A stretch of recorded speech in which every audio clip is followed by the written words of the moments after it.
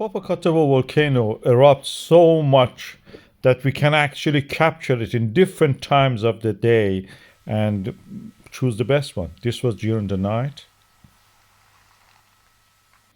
and you can see a lot of lava and lava bombs actually falling around the flanks of the volcano. Then during the daylight, we had this beautiful golden hour shot of the volcano erupting.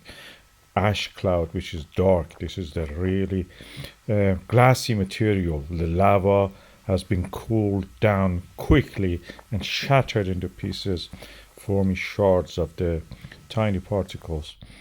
And I will show you again. The golden times is something around 40 minutes, depending on the latitude, before or after the sunset.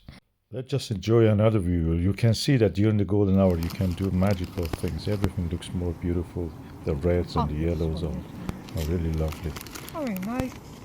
Not good for you.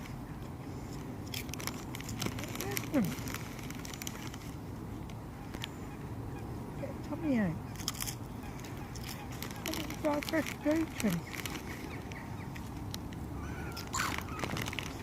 Do you know someone can't digest gluten?